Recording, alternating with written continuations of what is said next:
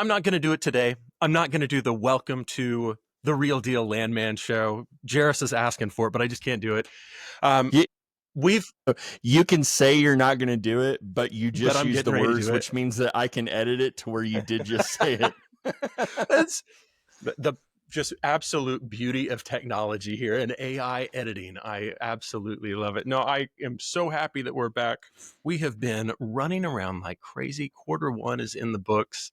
I think from all of our guests, from all of the different places that we've gone, we've done one show and we're getting ready to do more at events. Actually, we got to do the one in Tulsa last month, 2 months ago. It's going so quick.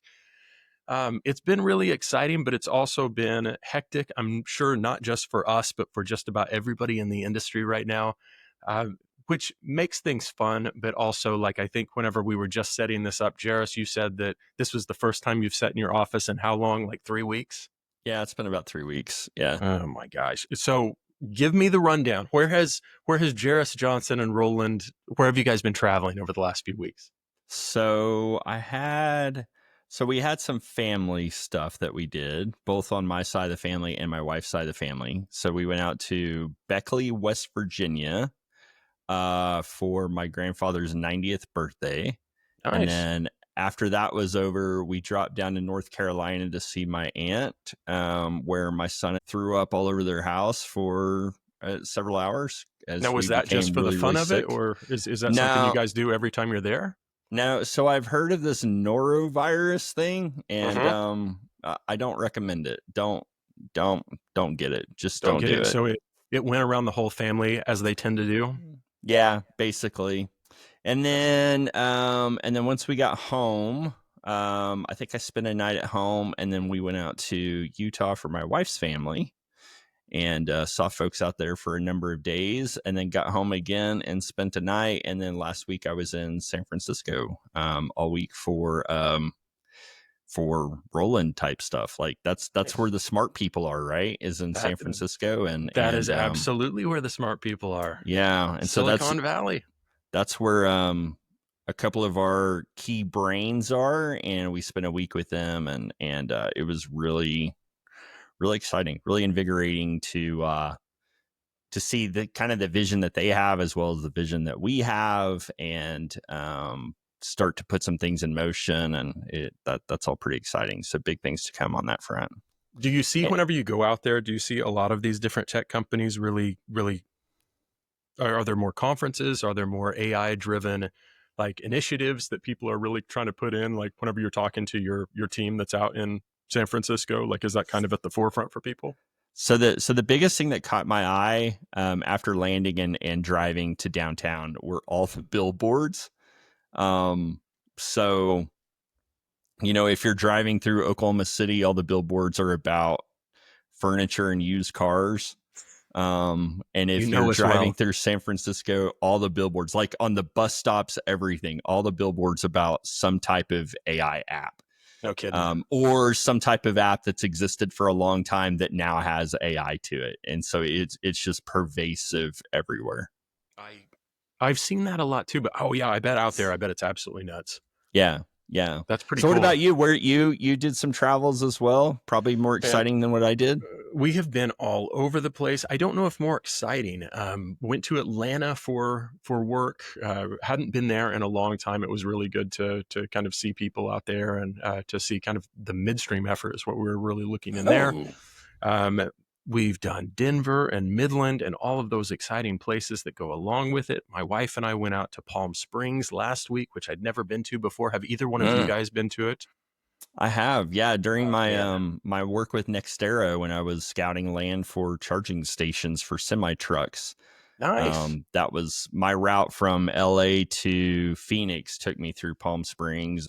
That's amazing. Not like in Palm Springs. It would have been off the interstate, right, which isn't quite the same thing as Palm Springsy.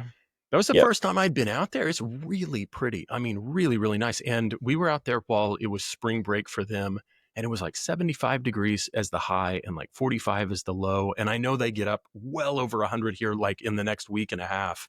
And so we just hit it perfect timing. And man, it was awesome. It was like great food, perfect weather, just really neat. And probably the prettiest airport I've ever seen. One of those open air, like kind of what you see in like Hawaii, like open air out. It was, you went through TSA and then there's just like little rolling mounds of like grass and everything that families are just like kicked back on. It's the most stress-free airport, which I think in all of our lines of work in energy and going through the Houstons, the Denvers, the other large airports, traveling's kind of like a stress-fueled, fever dream. And to go through an airport that is the exact opposite of that is pretty awesome. Yeah, yeah. One of the cool things about like that Palm Springs area, especially if you're off the interstate, is you see an intersection of all kinds of energies. Yeah. I've got several No, you do. You're right. pictures. I've got several pictures that I've taken where you can see a natural gas fired electric plant with windmills all around it, and then solar panels in the background. Yeah. And it's just like everything for electricity generation is just right there off that interstate there. And speaking of renewables, we have Speaking a of, really cool guest today that's done a lot of different things. It's going to be fun getting to know him and his transition with oil and gas, renewables, land, skills, all of the above. We're excited to have him with us. So I have to ask, is it Matt or Matthew? Which do you prefer? Matt is much preferred. Okay, Matt. Okay, so we got Matt, not Matthew, but sometimes Matthew Tynski. Correct. And joining us from Foundation Energy. Welcome, Matt. Thank you. I am so happy to be here and so happy to spend time with y'all. Yeah, excellent. Really, really happy to have you with us. I was introduced to Matt a little bit ago by Jason Malloy. Jason doesn't talk about it. Actually, he does talk about every chance he has to talk about it. He does about how his popularity and fame have skyrocketed since he was on the show. And he is, everybody calls him the Nuggets guy now. He told me he had several people at NAPE asking him if he really gets free nuggets. And so, yeah, he made the introduction to Matt. And so I don't know if Matt gets free nuggets as well, or if Jason's probably ever does. treated him to nuggets. But in any case, we'll get to know Matt a little bit. I know, right? I actually have known Jason a very long time and a good friend of mine. So I worked with him on a renewable project back in 2020, working for a company called High Mesa Renewables. And we were working for Aries, building an ESG portfolio, and he did all the land and with that, doing a lot of the cursory title work and things of that nature. And we became really good friends since then, and encouraged me to go out and get my master's degree like he did back in 2019. It's been a really good friend since then. That is awesome. So you mentioned you're working on some renewable projects now. Is that something you've always done, or did your career start differently from that? No, so I started working at AT&T in 2011 after school, and it is not what I wanted to do. And you all recall in 2011, the market was terrible and jobs were hard to come by. So I just kind of took the first job that I could, and didn't really know what I wanted to do, but worked there all the way up until 2018 when a gentleman by the name of John Paul Merritt Mm-hmm. out of the blue and asked me on LinkedIn if I wanted to try something new. It's like, sure. And worked for a company called Pony Oil for the better part of 3.5 years, learning all the ins and outs of the land industry, and started my career as a landman there, really doing a lot of land work, doing it was a mix of landman work and sales, I would say. Mm-hmm. Buying minerals, oil and gas assets, working interest, non-op. My largest deal was a working interest deal, and a bunch of other deals just throughout the year. I allocated something like $35 million in assets. Wow. That's awesome. John Paul's a really good guy. Like, great company to start with for sure. It was so great to learn about the energy industry there and meeting so many different people. And the folks I worked with were some of the best, most intelligent energy folks that I could have imagined working with, and gained my exposure to the world of Oklahoma University and the energy management program, and how everyone is so interconnected to that program in Dallas specifically, and really Yeah. understanding how important networking is, which is what I'll get to about how I consider myself this new age landman that connects people and different projects together.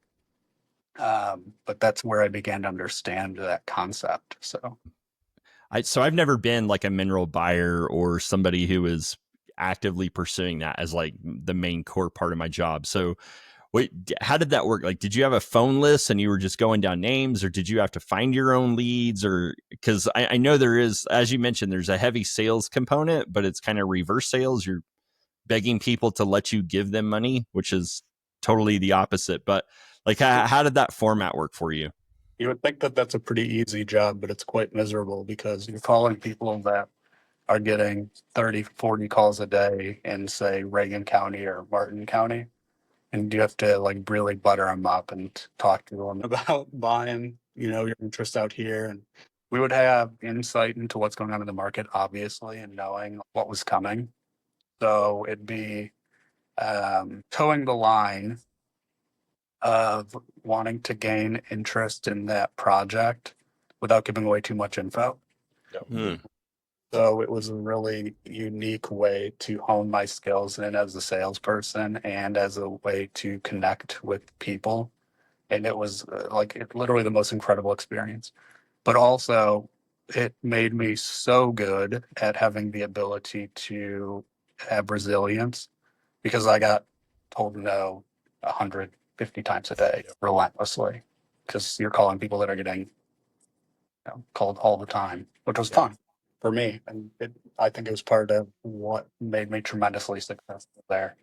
Um, and then that's what kicked off my energy career and brought me into this unique niche industry that I think that I have this set of different jobs and capabilities that very few have based on that start. Yeah. That's fantastic. Was your AT&T job, was it kind of sales based as well, or was it totally different? Like, did it help prepare you for this? But yeah, I mean, quite a bit. So I went through what was called the Retail Leadership Development Program at AT&T and kicked off basically 8 months of training in Atlanta when I was out there. And it was, you were just thrown into the wolves and led multiple stores as a sales leader. I had anywhere from 11 to 55 direct reports at different AT&T stores. So I managed 14 different stores over 8 different regions in the course of my career there. And then moved from Indianapolis to Houma, Louisiana, of all places, and then ended up in Dallas in 2015. It really did help me in a lot of ways. It was hard work, and uh, I I was in a cult, um, for sure. It gave me a really good idea of how to build rapport with folks and work with the unions was really important. Yeah, Oh, wow. uh, absolutely. a really good like blend, we'll say. That's a really good place to start, and kind of something that you mentioned a little bit earlier was building those networks. And it sounds like from the AT&T days and from beginning off with Pony and going through the OU program and everything, I was curious throughout each one of those experiences, what was the way that you found building that network and being able to continue to kind of grow your own personal brand? Like, what advice would you give to people that were just starting off in the industry right now? I had to think a lot about this lately, and it's so funny that you say personal brand because I am actually going to Nashville this weekend to talk to my fraternity about my personal brand. Hmm. I am giving a presentation on that this weekend in Nashville. And, so I've had to think a lot about personal branding and what has led to the success that I've recently had.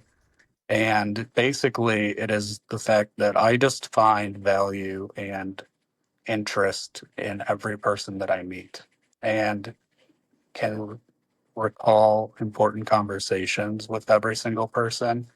And when you have that ability and those people find so much interest, I think, in you as a person, and when you can recall that, it creates such a good bond with them. I think that that's really important. But also, if you put forth the effort to just reach out to old friends or old contacts and call people on the phone, it is incredibly heartwarming to them and valuable. And it builds your skills as well. I think that that's really important because, like, one day you will need their help and they're not just saying, like, what are you calling me for? That's something that speaks absolutely to my heart. Like I love the brand building of yourself. For any company or person to be successful, you've got to be relatable. You've got to be someone that people trust. You've got to be someone that people really believe in. They believe in the message that you're pushing out.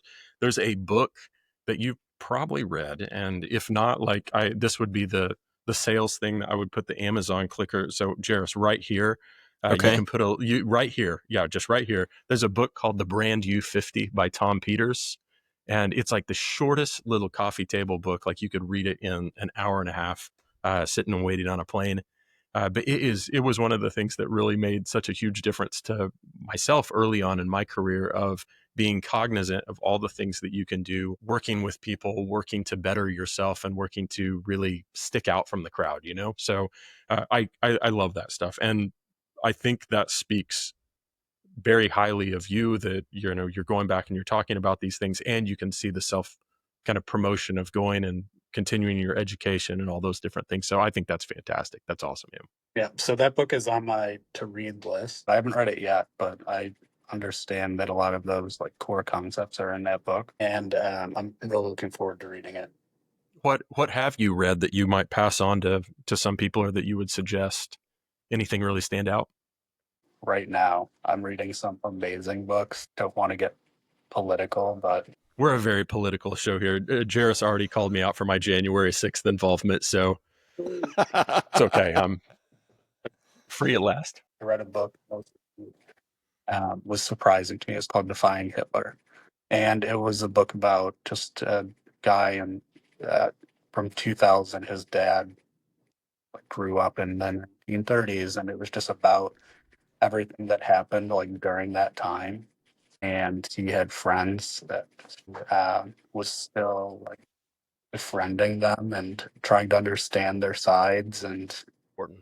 That's really important. I mean, yeah, and again, like not a political stance, but just being able to understand and speak, to have the ability to talk to people, understand where they're coming from, understanding what they are experiencing. Every one of us are going through a different leg of life. Every one of us have a different path, and to be able to just sit down and understand that, and to be able to have a good communication, it's so important right now more than ever. yeah, I mean, and thinking back at times when I've been at the table with some of these folks as a landman, like traveling out there in like really sketchy situation. You have to use like all of those tools as a landman when you're at someone's table. Like I remember back one time I was on like for a renewable project. It's 8 p.m. I just traveled through this dusty park to get to this guy's house that's in the middle of a field. Walk in, there's guns everywhere, like horrifying. And him and his son are sitting there, and I'd luckily done a little bit of research beforehand and knew that his son had built one of the windmills out there, and actually knew that some of his political leanings just by doing some research online. And it made the conversation so much easier. Those types of things make all the difference in the world, and makes it so much less hostile. And I think that if you take that with every conversation that you have, even though it takes a lot of effort and mental load, like the world would be a better place for everyone. Agree. So when you say that some of these people that you were contacting were getting 30 or 40 calls a day, what was it about your pitch or your message that had them working with you or talking with you? Was it your sparkling personality? Was it the number of zeros you were throwing on the number? What do you think set things apart? Just that soothing, sexy, monotone voice that I had him with. I'm hearing it. No, I'm absolutely just wrapped around this just because of that. Yeah, it's basically, you talk to them so many times, but don't necessarily call about buying that property. Over time, you're just calling them to just follow up and ask about them as a person sometimes. Once you get initial contact and understand what they're about or what they're trying to do, then over time, you understand what they want to do with that money that they might get. You build that story around it, right? And occasionally you do get those deals where you just get them at the right time. And it's hilarious when you're like, oh, yeah, we're interested in buying this land. Do you want to sell your land? And they're like, yes.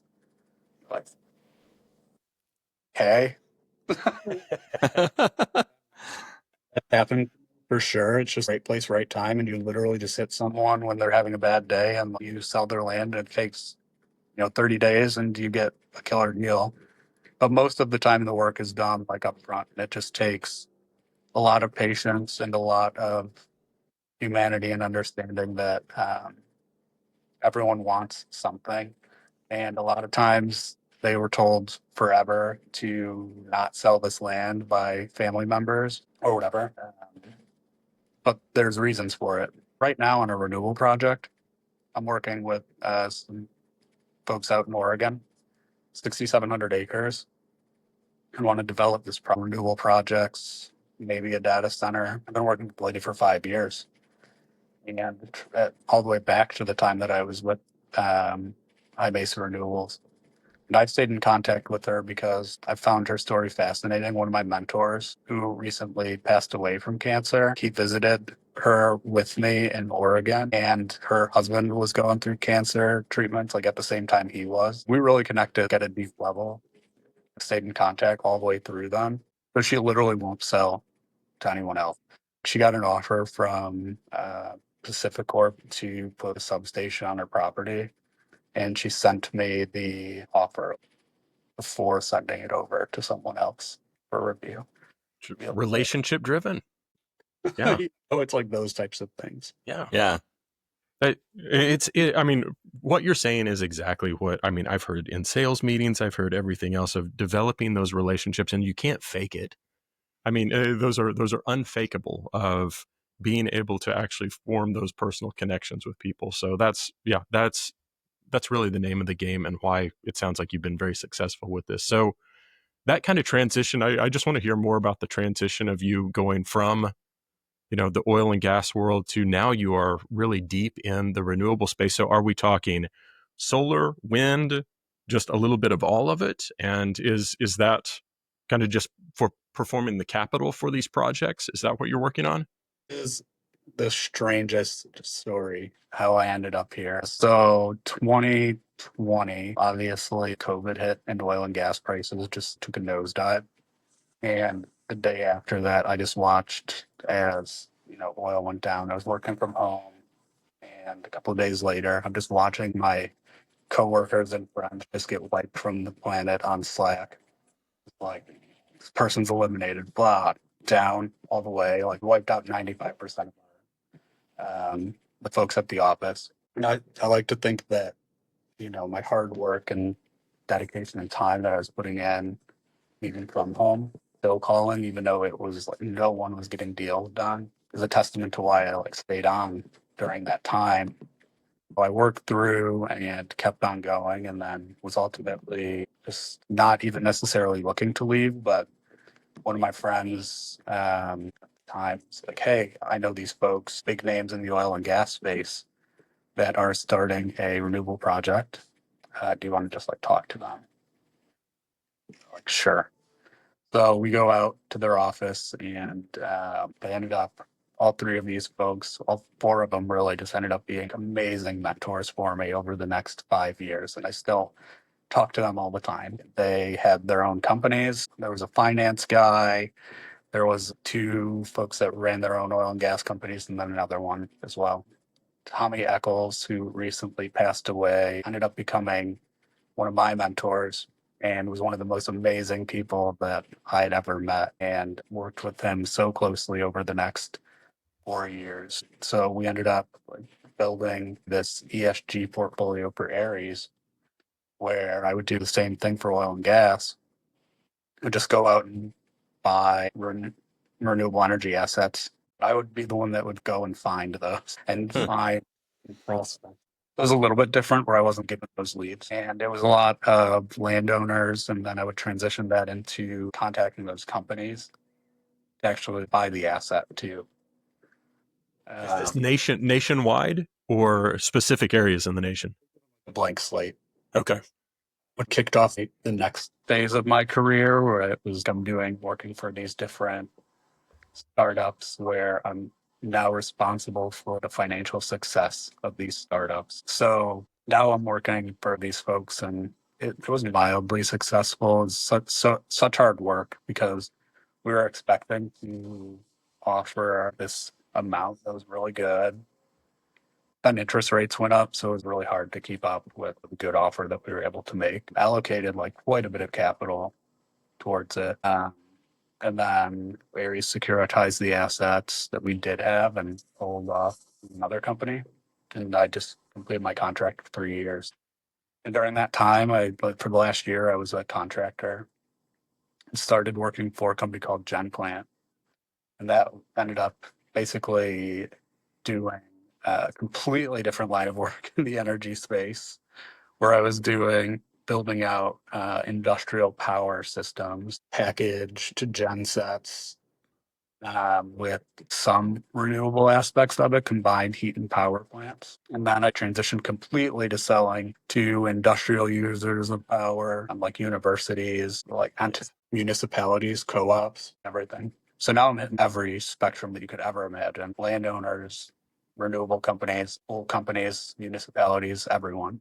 It transitioned later on, and I was, mildly successful there. And then um, worked with a lot of data centers and parlayed that into um, owning a portion of a factory that builds modular designed power. That's kind of what I'm doing now, along with my work with this company. In between, I was managing the sales for a fabricator for steel out in Ennis, Texas, where I got to learn all the ins and outs of the fabrication for the steel that goes into solar racking systems and permitting and all that. All that to say, like, now I'm running this renewable energy fund and tie that back to all my work at the Landman and what I did. I look at over the last 6 months, I've been with Foundation Energy, and we've looked at hundreds of projects over that time, and consider myself like this new age landman now, because I'm not necessarily going out and doing the land work. I do all the cursory work associated with it and can easily read through all the contracts and everything. It made it so much easier to understand all of that. But then I am able to connect all these different projects and prospects and companies together, to make everything just so much easier. So the other part about being a layman is that obviously you need to be able to adapt and change things on a dime, like always. Part of the success that I've had here is that if something doesn't work, I just throw it to the side. My first probably 2 to 3 weeks of working here, we were looking at developers bringing us projects. They just like weren't meeting rate of returns for what we needed for our fund. But I said, screw it, we're just going to like self-source these projects. So then, like later on, I'm talking to Total, which is a massive renewable operator, and we're talking and thinking about doing a project with them now as a non-op partner. Nice. And they told us that it took a year and a half to assess that it wasn't possible to reach a rate of return goals without developers. Holy cow. That's wild. Are you seeing a lot of, are there oil and gas companies that are reaching out to you all? And by that, I mean, are there a lot of energy companies that have been kind of the traditional exploration and production that are now looking to have different legs in the renewable space? Everything changes weekly, it seems. I think that the best path forward now for renewables is an add-on to what you have in the oil and gas space, where you're doing traditional power generation with turbines and reciprocating engines, and then add on renewables, say rooftop, solar, wind, uh, hydrothermal, geothermal, whatever. Geothermal, I think, will be a very big over the coming years. I think that'll probably be the one that saves the country, quite honestly. But I don't necessarily think that the answer for renewable is even out there yet. I don't think that the path forward is a fully renewable solar and wind deal. To answer your question, yes, the oil and gas industry is much more involved, not nearly enough. I enjoy working with folks in the oil and gas space so much more. One, because when I worked at High Mesa Renewables, it was miserable working with like just strictly renewable companies. One, because they didn't understand any of the aspects of the land operation. So they just did whatever they want. Right. I don't know if I'm sure that you all have heard of like what happened with the Osage. Mm-hmm. Yeah, we had Yeah. Doug Sandridge on here, and he gave us a really good overview on the history of that tribe and that project and kind of where things are. We reviewed that project back in 21, purchase it because they wanted to sell it to us. And we were absolutely not with what you guys have done to this project. I looked at that and turned it away back in 21 because I had an idea going in, but they offered it to us for pennies on the dollar even. And because of that, I understand that most of these contracts, especially the ones from 2000 to 2015, just they're not built well. They're not structured well as far as like a contract goes. And it's because you have all these folks that weren't in the oil and gas industry. And in the oil and gas industry, obviously, everything is litigated. You guys probably know this, but this is for everyone listening. So, the oil and gas industry, everything is litigated. It's for hundreds of years, and everything has a process. It's A, B, C, D, all the way down the line. And it's so much easier to work with those types of folks. It is the Wild West in the renewable space. People are doing whatever they want, however they want it. I saw that firsthand. Now, when you transition that into where I'm looking at these projects, I can tell immediately a developer that has an oil and gas background versus one that doesn't have an oil and gas background, just based on a pro forma that they send me. A lot of people tell me that I can take depreciation as a cash flow. Or like something crazy like that. Most of the time, I don't even have to ask someone if they have an oil and gas background. I've heard so many success stories of landmen who worked in oil and gas, and whether it be an interesting opportunity for them or whether it was, COVID time, but for whatever reason, they transition over into the renewable space and they just accelerate. They just do so well.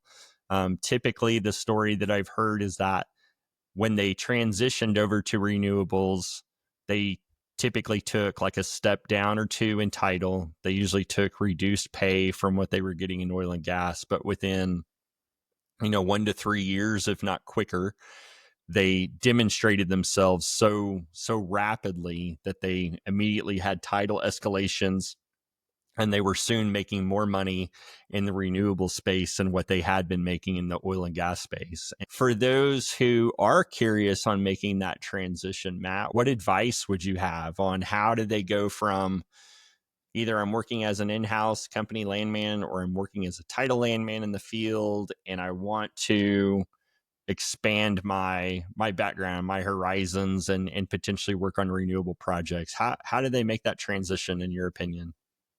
I think the best path is to just talk to folks that have made that transition and understand if it's for you. Everything I've done, I just jumped in. I've made a lot of like risky decisions in my life that have worked out, but I've also thought them through pretty thoroughly. Even back in 2020, I thoroughly thought that renewables was the only path forward. And I was like, I need to be in the renewable space. But I think that there was a lot of propaganda in the renewable space at that time. Quite honestly, there's obviously propaganda in the oil and gas space too, but specifically during that time, I do think there was a lot of propaganda in the renewable space. And it got me. I thought that, there was a truly fully renewable path forward. Now, like I don't think that there is currently one available, and we just have to wait to find that. Even the nuclear projects, it's nowhere near economically viable. So it's going to take a really long time. For the people that want to take that path over to the renewable side, absolutely. I think that the best path is to just ask around and understand if you think that it is something that you're willing to learn on the job for. Maybe not even learn on the job for, train people around you.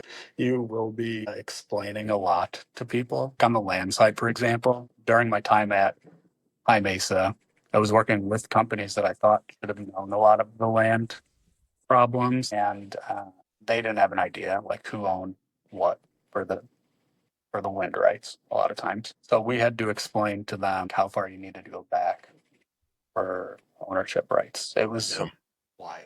There's probably a business to be had to go out there and go into Oklahoma and reassess this for people that don't actually have rights for some of these projects. I really like what you've talked about, and I think kind of the focus of that new age landman. I think that's been the topic of conversation on a lot of different events that I've been to, a lot of different little speaking engagements that we've had. I think everybody realizes that there has to be a continuous education, a continuous like advancement for everyone in the industry. And so I really applaud you for everything that it looks like you've done and continuing to kind of build yourself forward and be a good person that people can look up to in the industry. So this has been very eye opening and very interesting for sure, Matt. As we wrap up here, talking a little bit about your current company, Foundation Energy Management, what are some of the things that you guys are doing? Are you guys actively looking for prospects or projects? Like, do you welcome solicitations? What kind of stuff are you looking for, and how should people get in contact with you if they've got something of value for you? So, I mean, we are looking to work for, we're really looking for any projects in the renewable space, and we'll fund those projects with a CPA agreement. Work with anyone as far as that goes and open to any projects or prospects. I'm so creative when it comes to that and how we can work together. So reach out to me on LinkedIn. It's probably the best bet you have. Before you potentially get inundated with that, are there any qualifiers for it? Like, for example, are you looking for stuff at any stage, or could it be somebody who says, I've got solar options on 10,000 acres and I want to sell you those options? Are you looking for stuff that's already been permitted, that has turned some dirt, or is it truly tell me about anything and everything? Shovel ready is probably the best bet. Really looking to purchase ready-made projects that have passed the tax abatement period. That'd be best. But that's kind of hard with where the investment tax credit was back in 2020. But any solar projects that were built in 2020, if anyone has those for sale. And I'll build any projects that are ready to build right now as well. And I know solar and wind are the first things that come to people's minds, but you've also mentioned geothermal. So is that, I imagine that's something that you'd be interested in knowing about as well as the geothermal projects?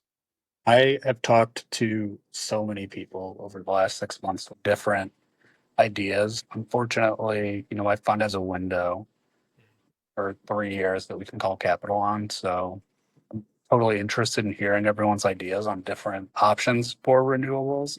So geothermal is 100% something I'm really interested in. I think that it's enhanced geothermal services are 100% viable for a large portion of the country moving forward.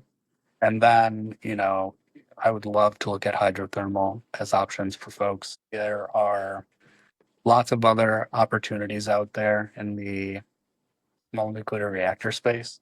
but that's way far out there. I can look at battery storage too, for sure. Nice. So educate me really quick. I know what geothermal, at least I thought I knew what geothermal is. What is hydrothermal?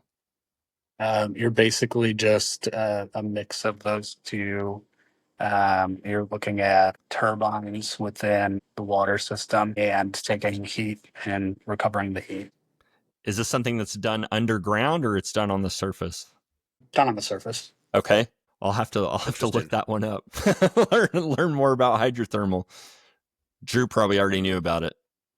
I'm writing it down and looking it up right after this, if we're being really honest. Yeah, it's really cool. That's really cool. There's so many different legs of it, and it sounds like you guys are really exploring just any opportunity. And I hope that a lot of people that listen to this can reach out and connect with Matt. We really, really appreciate, number one, you being here, and number two, all the connections and all the networking that's made because of things just like this. So reach out, find Matt on LinkedIn. Just get in contact with him. And this is just a great way for us all to explore ways that we can kind of elevate ourselves, become those new age landmen, and find unique opportunities in the future. So very, very cool. Very, very cool opportunities. It's been amazing. I so appreciate you, and sure we'll see you again soon at a local conference. We hope so, man. Yeah, and we're down in Dallas all the time. I know Jerris speaks down there every once in a while, so would love to reach out whenever we can and meet face to face. But yeah, let's definitely keep the conversation going. And thank you so much for being a part of the show today. My office is your office. I love it. I love it. That's good to hear. Thank you so much for joining us, Matt, and to everyone else, we look forward to talking to you next time. See ya.